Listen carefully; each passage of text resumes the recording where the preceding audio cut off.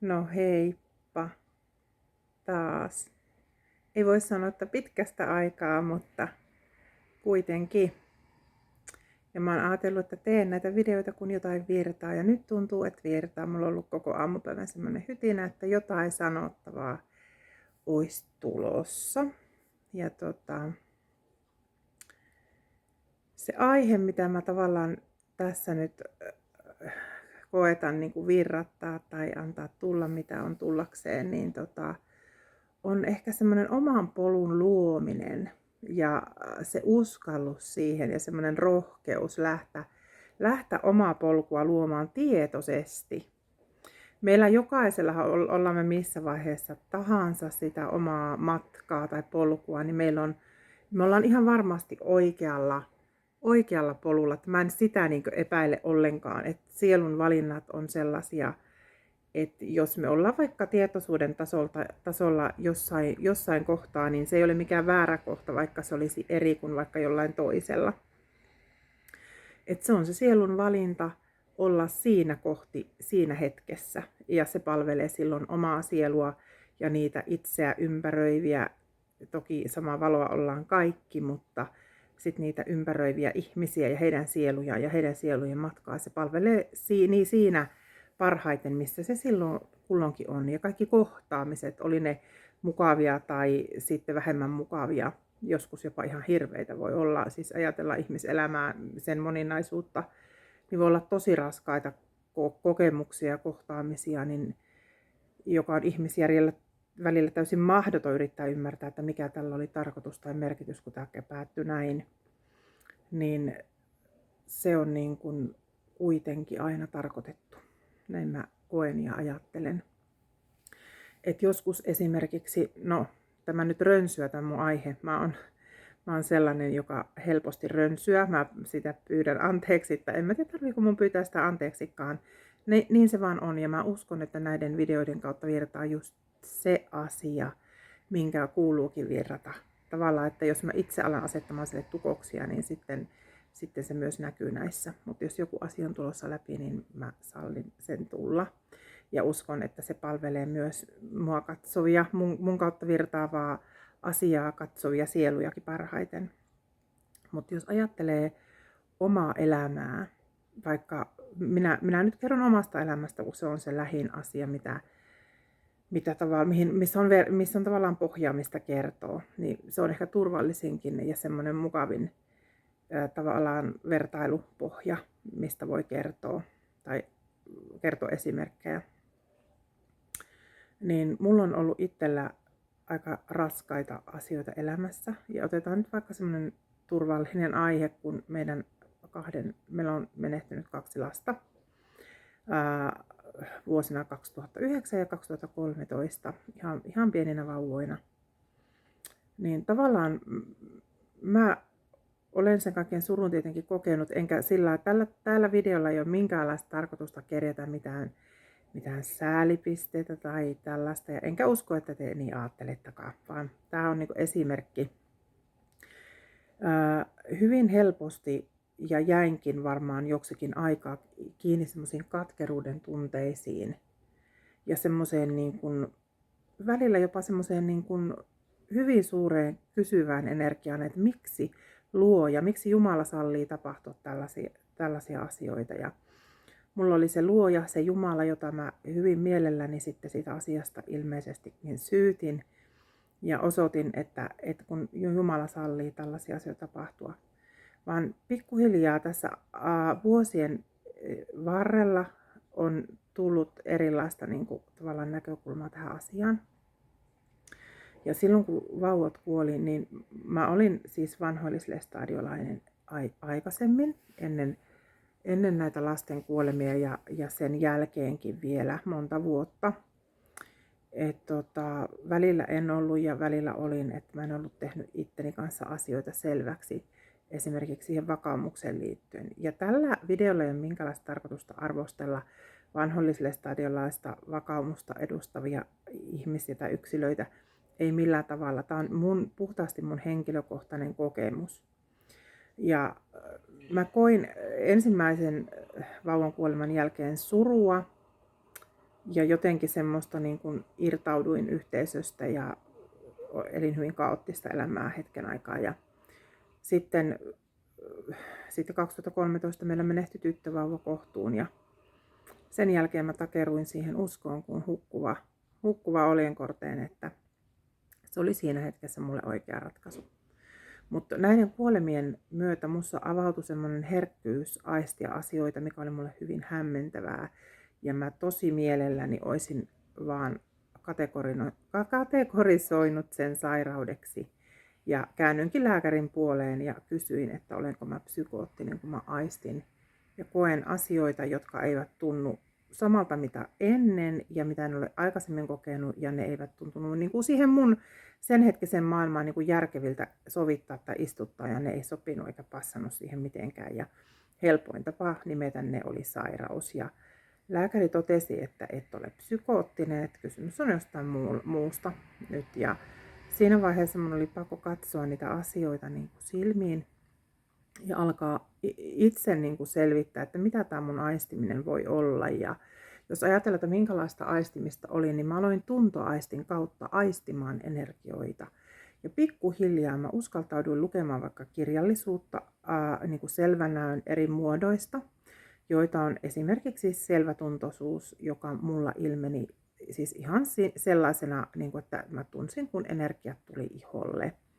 Ja tänä päivänäkin mä tunnen edelleenkin, vaikka jos enkelienergiat tulee läsnä, niin usein tunnen semmoisen lempeän, rakastavan kosketuksen otsalla.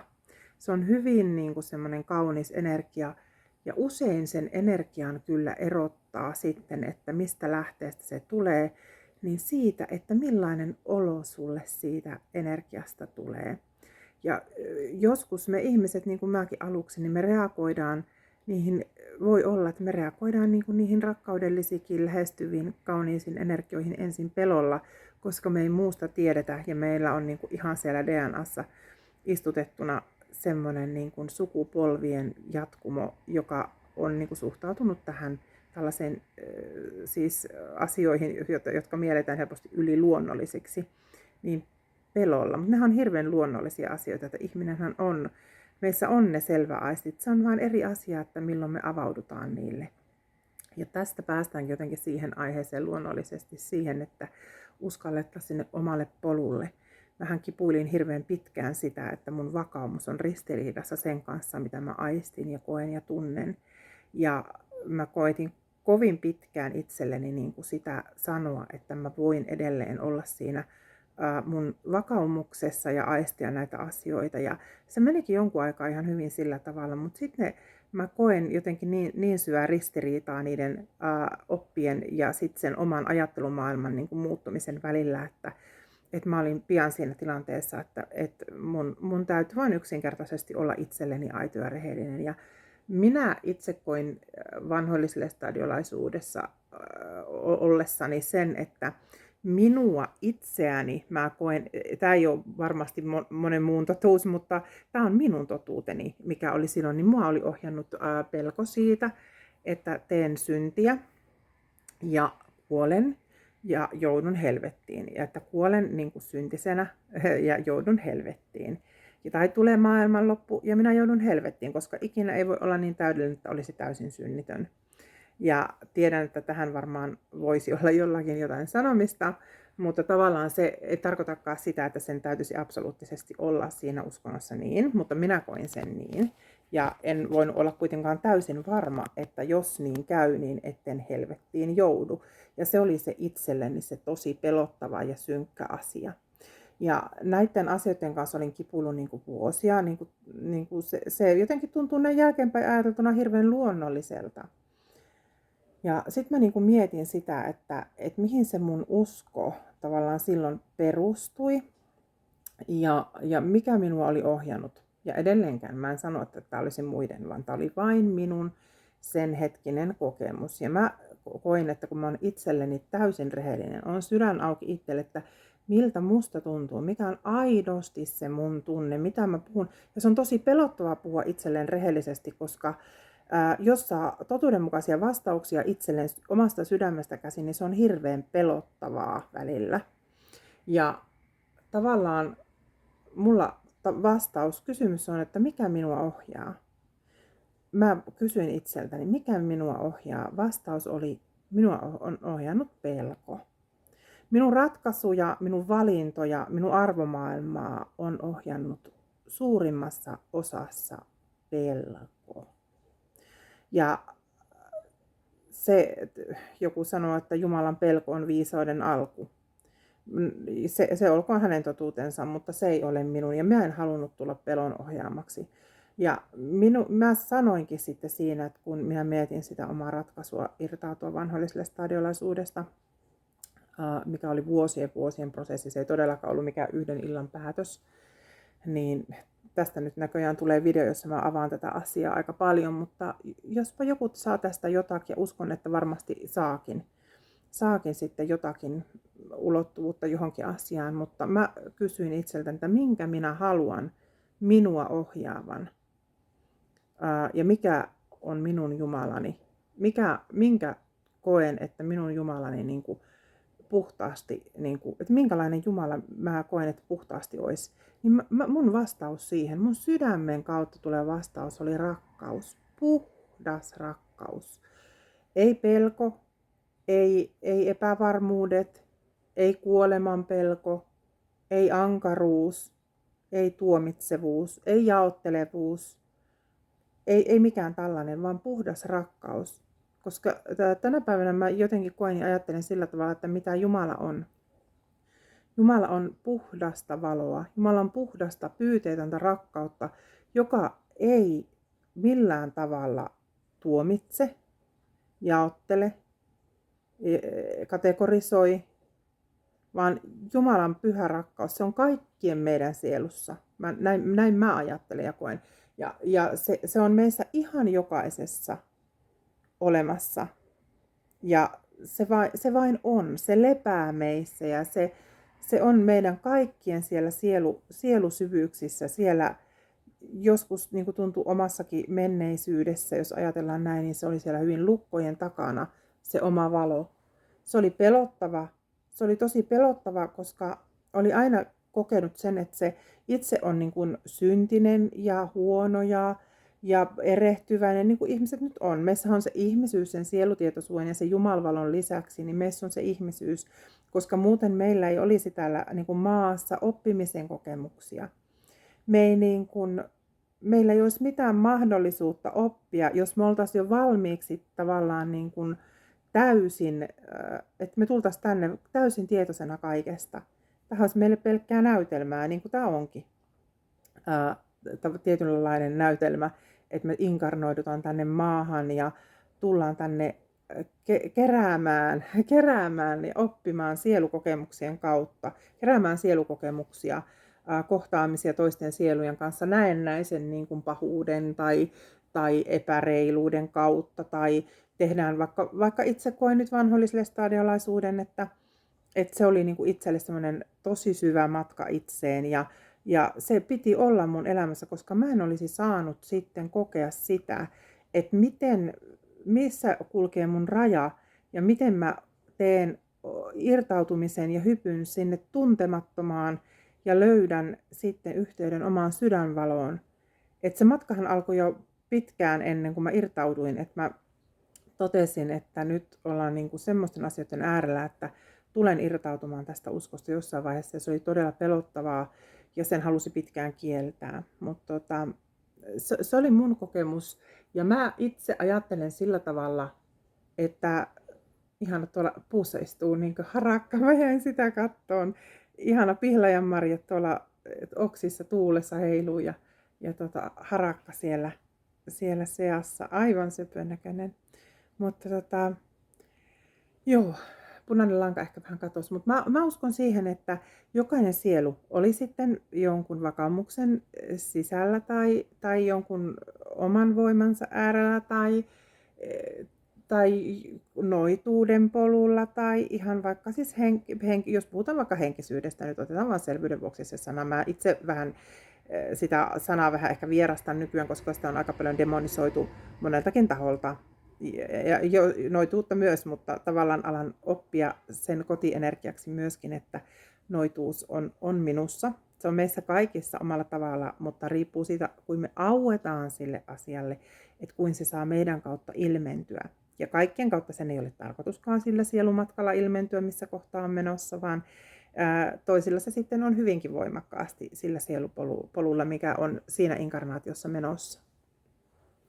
Mutta tavallaan jotenkin niin kuin uskon myös siihen, että jos joku on vaikka jossakin vakaumuksessa ja hän kulkee elämänsä vaikka niin kuin omat rakkaat isovanhempani, niin kulkivat sen vakaumuksen niin kuin turvin elämänsä sen inkarnaationsa läpi ja olivat hyvin syvästi siinä vakaumuksessa ja mä kunnioitan tätä todella syvästi. He on mulle tosi tärkeitä ja rakkaita sieluja ja uskon, että he sieluina palveli mun sielua hyvin, hyvin syvästi ja suuresti juuri tekemällä tämän matkan juuri tällä paikalla, juuri tässä vakaumuksessa, missä he olivat. Uskon, että on sieluja, jotka ovat valinneet sen, että käyvät tietyn vakaumuksen sisällä sen. Mutta on myös sieluja, jotka kuulevat kutsun mennä niin kuin sydämen tietä, irtaantua tai elää vaikka vakaumuksen sisällä ja kuunnella silti sydämensä ääntä monella tavalla. Ja nämä on pelkojen kohtaamisia, nämä on sisäistä kasvua ja oman valon tutkimista ja löytämistä, mieletöntä. Siis jotenkin tuntuu, että aivan niin kuin liikuttuu näistä asioista. Nämä on jotenkin niin suuria juttuja, että se ihmisyys itsessä jotenkin niin kuin välillä pysähtyy niin kuin miettiin, että nämä on ihan valtavia asioita. Ei mitään palaa kakkoa, josta puhutaan niin kuin iltapäivällä YouTubeen noin vaan mä niin kuin havahdun tässä puhuessanikin niin kuin siihen, että nämä on oikeasti ihan mielettömiä asioita, jonka äärellä me ollaan, että kunnioitetaan sitä toisten polkua, kunnioitetaan sitä omaa polkua, kunnioitetaan toisia ihmisiä, heidän valintoja tehdä asioita. Mä uskon, että on myös olemassa siis omatunto, kun puhutaan omasta tunnosta, niin kuin vanhoillislaisuuden sisällä puhutaan omasta tunnosta, mutta myös muuallakin puhutaan omasta tunnosta, niin se on, mä uskon, että se on meidän semmoinen niin kuin sisäisen, ei munkaan omatunto ole mihinkään kadonnut. Joku voisi sanoa, että on se kadonnut, että sähän teet syntiä koko ajan, kun sä elät Jumalan tahdon vastaisesti, mutta mä väitän, että en elä. Mä elän sydämen mukaan, joka tulee Jumalan valosta, sieltä suoraan alkulähteestä. Ja me kaikki ollaan oikealla paikalla, sinä siellä, minä täällä, me kaikki, ihan jokainen. Me eletään sieltä puhtaasta rakkauden alkulähteestä käsiin ja me mennään niin kuin sitä omaa polkua. Ja vaikka se virheeltä joku tuntuisi toisen valinta tai oma valinta, niin ei ole virheitä. Et mä jotenkin niin kuin koen semmoista, niin kuin, että halua niin kuin sanoa, että lohdun sanoja, että sä oot oikealla paikalla ja mä oon oikealla paikalla ja me ollaan oikealla matkalla. Ei me olla menty mihinkään pieleen tai väärään, vaan meillä on täällä tärkeä tehtävä ja me voidaan vaan, niin kuin, tähän kysyy meiltä ihan valtavan määrän niin kuin luottamusta. Että me voidaan niin kuin kuitenkin aina luottaa sitten siihen, että kaikki menee oikein lopulta ja kaikki se, mitä me ollaan tultu tänne hakemaan, niin toteutuu kyllä. Että siihen luottamukseen nojatessa tavallaan tätä matkaa sitten tavallaan tehdä. Kylläpä tuntuu, että tulee paljon asioita ja saa nähdä, miten mä saan tämän videon taas lataamaan tuonne YouTubeen. Jos joku tietää, miten tämän saa järkevästi YouTubeen ilman, että tarvii kännykkään ladata 2 päivää videota, niin olisi tosi kiva tietää. Mutta tavallaan jotenkin sitä omaa polkua, omaa sydämen ääntä haluan rohkaista kuulemaan. Että itsellä niin kun tavallaan tämmöinen hyppy tuntemattomaan, niin siis ilman lasten kuolemia vaikka, mä en olisi tässä. Mä en olisi kokenut sitä valtavaa niin kun avautumista ja se, että mun energiat avautuu tavallaan ihan uusille sfääreille, kun mä oon niin läheisesti tekemissä kuoleman kanssa. Ja mä joudun ihan kohtaamaan jotain sellaista, että se ravisuttaa mua niin pohjamutia myöten, niin sanotusti jos sanotaan tämmöinen ihmismäinen termi, niin se vei mut niin äärille, että musta avautui jotain. Usein sanotaankin, että ihmisissä avautuu silloin jotain, kun kokee jotain hyvin äärimmäistä, joko henkilökohtaisessa elämässä tai joku läheinen menehtyy tai kokee jotain todella traumaattista tai siis todella isoa muutosta, niin voi aueta jotain tosi syvää. niin mä koen, että mulla silloin kävi silleen, että mä kävin niin kuin vauvojen kanssa, ottelin heidät niin rajalle, että jotain sellaista pääsi aukeamaan, minkä oli tietenkin tarkoituskin aueta. Ja tuli semmoiset, aluksi tuli aika semmoiset niin kuin raskaat aistimukset, kun ensin värähteli aika matalalla ennen kuin tietoisuuden taso rupesi sieltä pikkuhiljaa nousemaan.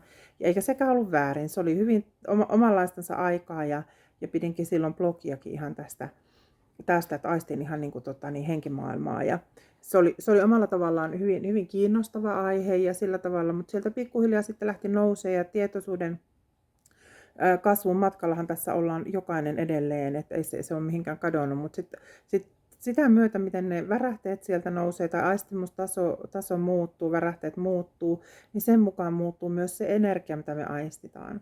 Ja tavallaan nykyään, jos ajattelee, että mitä itse aistii, niin tavallaan se riippuu aina vähän värähtelytasosta. Kyllähän sekin vaihtelee, että riippuu, että esimerkiksi tuossa kevät-talvella, kun oli tosi raskasta mullakin, niin on välillä aistinut tosi matalaakin taas. Ja muistin, että ai niin näitä energioita, mä en ole pitkään aikaa aistinut näitä. Että ne tulee nyt, kun mun värähtelytaajuus on matalalla.